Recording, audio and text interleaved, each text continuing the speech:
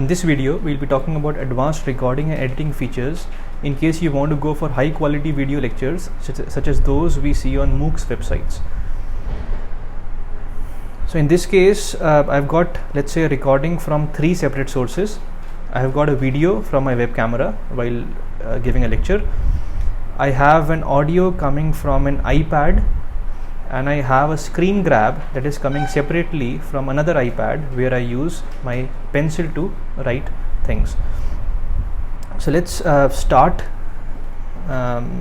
integrating these 3 videos and audios into one single professional looking video. So we'll be using a software called Kdenlive. So let's look at Kdenlive. So I can download Kdenlive. Since I have a Linux desktop, I'll be using the Linux version of it. So the GNU Linux distribution is giving here the app image. So I can simply download this app image and run it in my Ubuntu 16.04 desktop. I already have that downloaded, so I won't download it again. So I go to the executable for Kdenlive, which is here. I double click it to run it. So this is the Kdenlive environment. You may have seen similar environments in video editing softwares. So the first thing I will do is I will get the video and audio files into the project.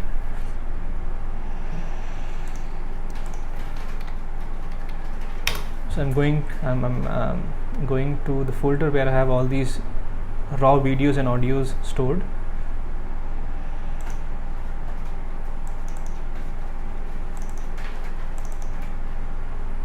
So this first one is my webcam feed.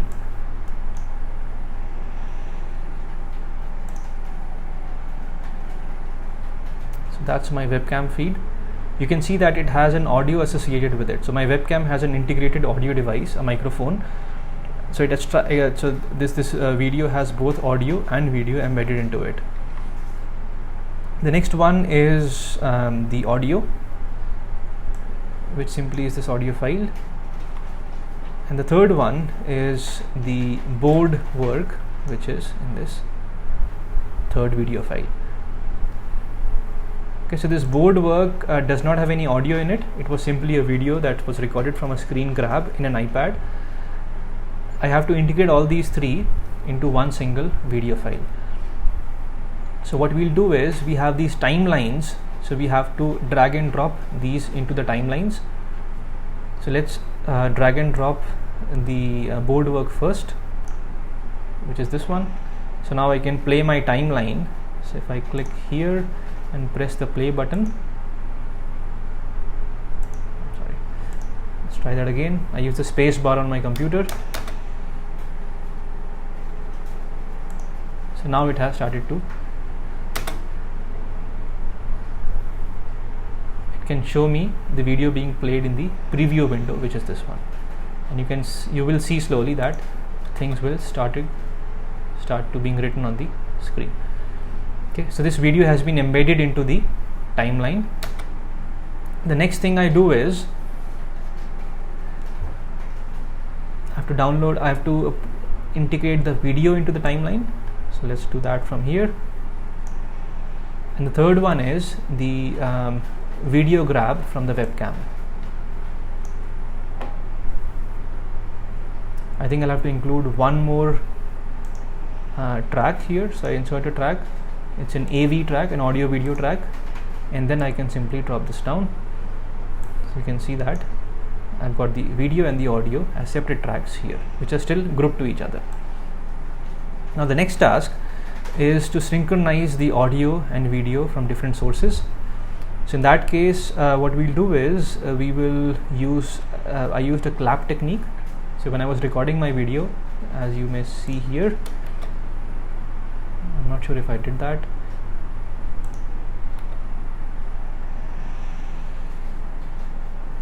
So there's a clap that I used. It's a standard technique that's used in making movies as well. You see that clapper. that's basically used to synchronize the video and audio in different devices. So since I had a clap here, and my audio, if I just zoom into it, will also have a clap in it, and you can hear it, but in this case I know that this one's the clap, so I synchronize that with this marker, and then I simply have to split the video. So I use this split tool and I cut it here, and then I simply get rid of this first part, and I also cut my video, which is the first one, and I remove this part as well. So now I can see that my video, I'll have to zoom out a bit. I can move this back all the way to the left, and I can also move the audio all the way to the left. So what you have seen is that my first video and my audio file have been synchronized now. I do not need the audio from the video embedded, so I can remove that. So that's the last audio. So I can simply right click it, I can ungroup it, so this audio can move separately, and then I can simply delete it.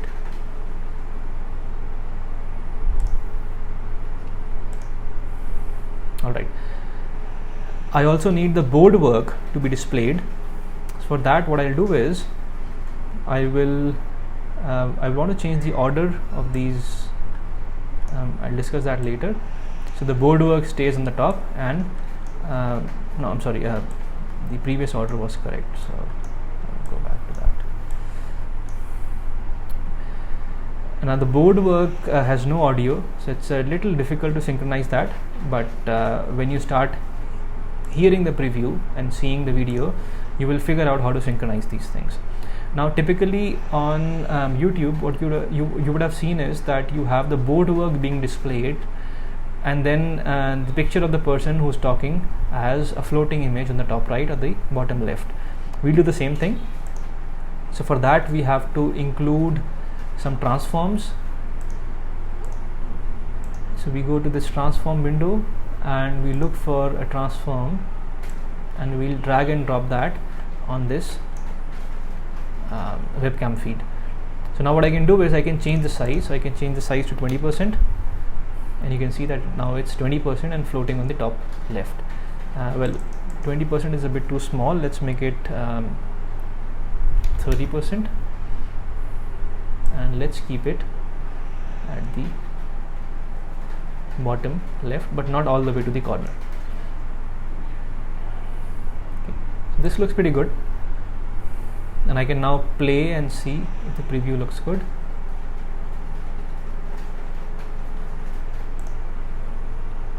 So now you can see that it's playing. You can't hear the audio because that's playing on headphones, but what you can see is that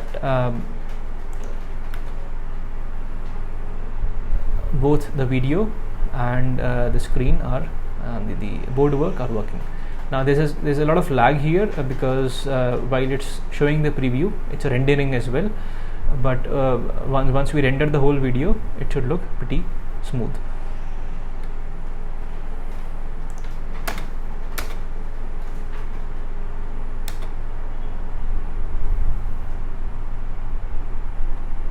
Okay. Now the reason I kept this webcam feed above my screen or board work was because whichever comes above in a timeline is what gets layered up. So in this case, since my webcam feed is on the top, so it stays as a top layer, and everything else below it physically in the timeline stays as a layer below the top layer.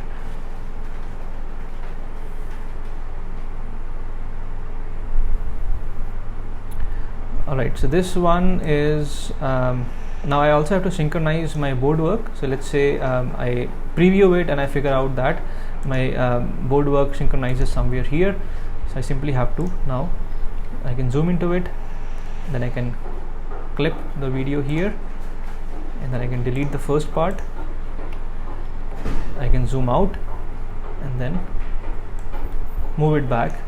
I don't need any audio from this, so I simply ungroup it and delete the audio, which definitely there was no audio anyways, it was just a blank audio file.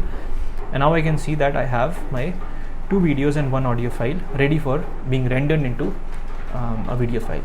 Now you may also want these cool features, such as on the beginning you have the title of the lecture written, so that is also very easy here. So on this project window, I simply have to add title clip. Let's remove the background. So in the title clip I want some text, so this one's a text, so I simply click somewhere on the screen and I say lecture 1 tensors. So I can move this, I can have a grid to help me figure out the center and so on. I can also increase the font size to 76, looks much better. I can also have a solid background, so I can actually have this transparent background, so that will be superimposed on the actual lecture, so I can then figure out, or I can have a separate background. So let's have a separate background, let the background color be white.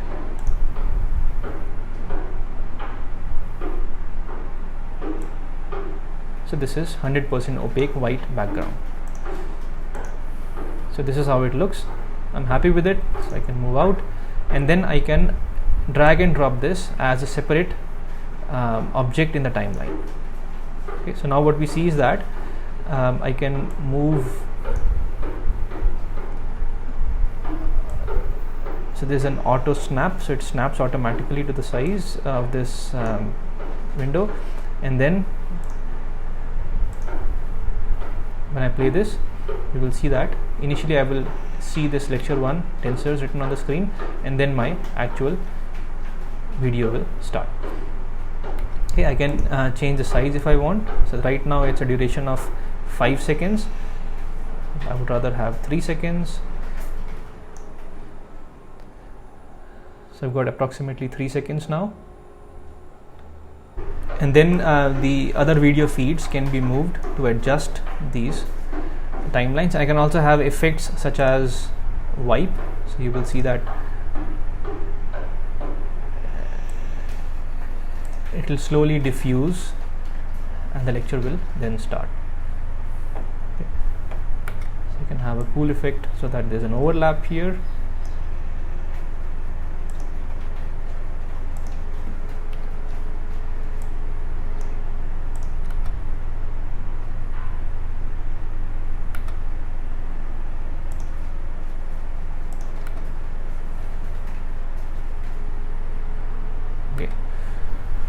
So this looks good. Sorry. So all these effects can be controlled from the effects window here. So when I'm happy with my final video, if you want, you can also add sub sections like section 1 and these more title slides in the middle of the video, but that is completely up to you. And once we are done, all we have to do is we have to save the project, which is simply a text document with the instructions of what has to be done. So let's save that on the desktop here.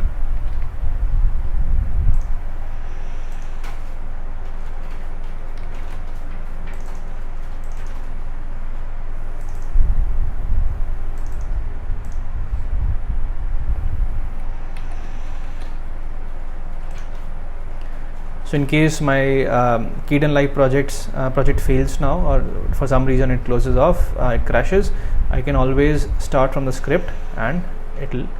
So let's close it now, just in case let's say it crashed. All I have to do is I have to go back to my Kdenlive script that I stored. I'll have to launch Kdenlive.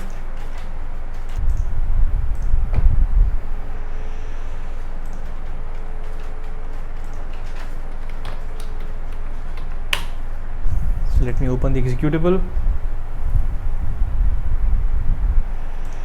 In this case, I will open a Kdenlive project. then I'll open this script, and you can see that we're back to that timeline. So once you're happy with this project, you have previewed it, it looks good. All we have to do is we have to simply, for some reason I see that my title slide's gone. I don't know why. It's okay, I can put it back. It's back. So all I have to do is now I have to render it to make it a final video file. So I can render it now. There's some standard options available. So I usually choose the MP4 format because that's the most portable format for videos these days. And there's a quality the slider you can slide. So the higher the quality slider, the lower the quality in the video. So this one's the standard feature, the standard setting, so I will not touch it. And there's an option to either render the full project or a selected zone of the project. In this case I just want to render the whole project, and I want to use parallel processing. It's a very intensive compute intensive process. I've got 4 cores on my machine, so I'll let it use all 4 cores, and that's it. So I can finally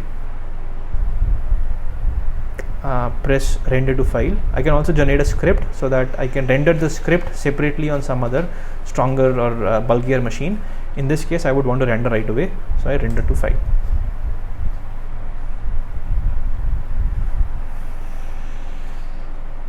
And now we see that it's going to take approximately 5 minutes to render this video into an MP4 final format.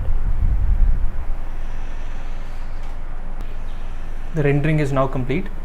We can now go to the videos folder, and I can see that script.mp4 has now been generated. Let's quickly open it, and now we can see that the high resolution video has now been generated.